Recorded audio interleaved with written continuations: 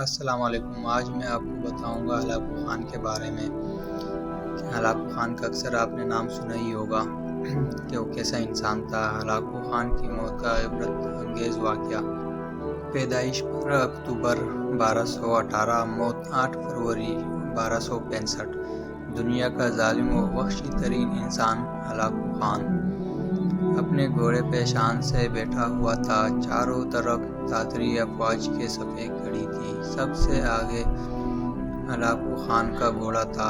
Hulagu Khan کے سامنے قیدی مسلمانوں کی 3 صفیں کھڑی کی گئی تھی، جن کو آج ہلاکو خان نے اپنے حکم پر قتل ہوتے دیکھنا تھا۔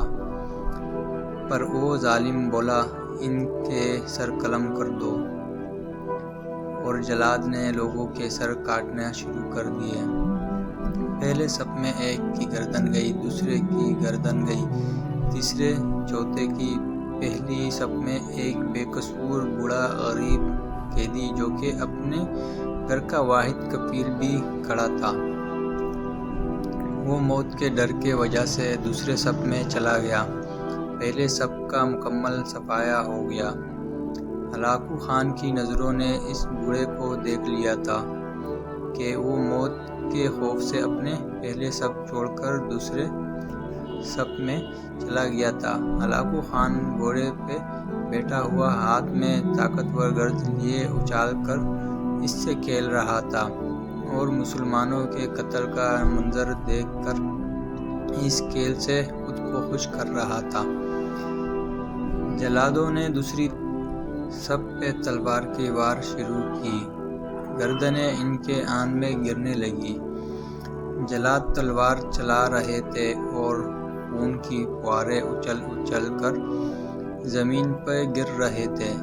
اس بوڑھے بابا نے جب دیکھا کہ دوسری صف کے لوگوں کی گردنیں کٹ کر اس کے باری بہت جلد آنے والی ہے، تو وہ بھاگ کر تیسری صف میں کھڑا ہو گیا۔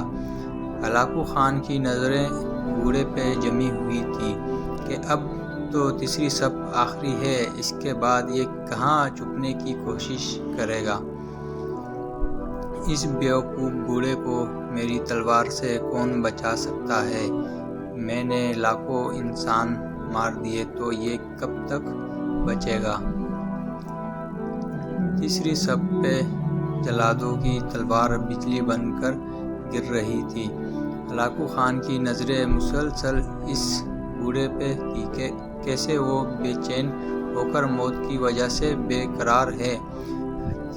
تیسری صف کے انسانوں کی گردنیں گر رہی تھی۔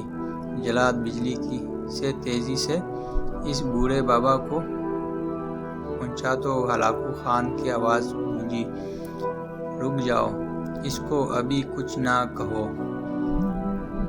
بابا بتا، پہلے صف سے تو دوسرے صف میں بھاگ آیا، جب وہ ختم ہوئی تو تیسرے صف میں بھاگ آیا۔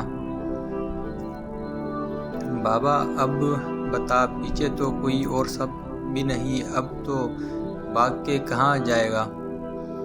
اب تجھے مجھ سے کون بچائے گا؟ اس بوڑھے نے آسمان کی طرف دیکھا اور کہا، میں نے پہلے صف کو اس لیے چھوڑا کہ شاید میں دوسری صف میں بچ جاؤں، لیکن موت وہاں بھی پہنچی۔ پھر میں دوسری صف کو چھوڑ دیا کہ شاید تیسری میں بچ جاؤں۔ ہلاکو نے گرز کو ہاتھ میں اچھالتے ہوئے کہا، بابا کیسی خام خیالی ہے، یہ کیسی بہکی باتیں کر رہے ہو؟ بھلا تمہیں میری تلوار سے بھی کوئی بچا سکتا ہے؟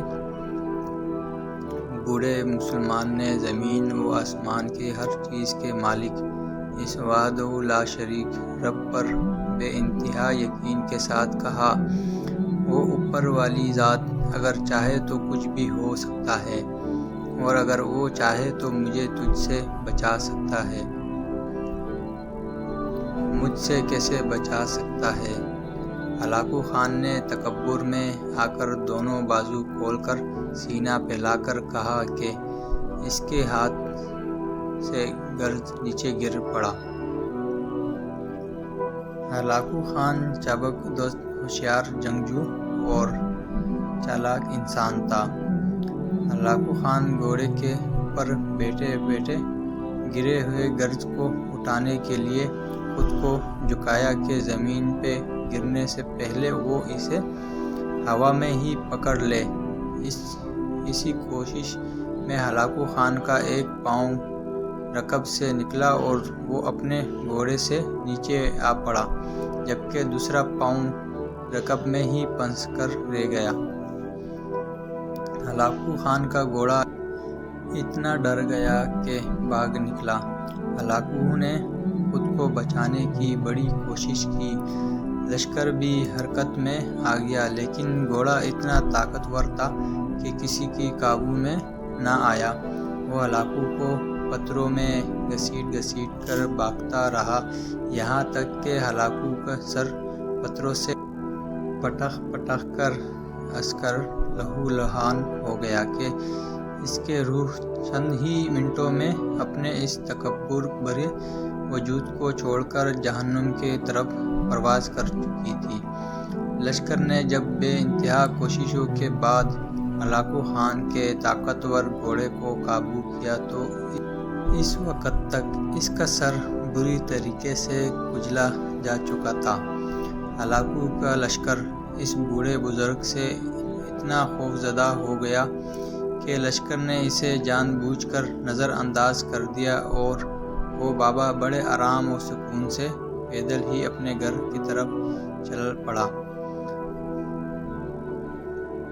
مظلوم کی آہ سے ڈرو، کیونکہ جب وہ اللہ سے رجوع کرتا ہے تو قبولیت بہت دور سے اس کا استقبال کرنے آتی ہے۔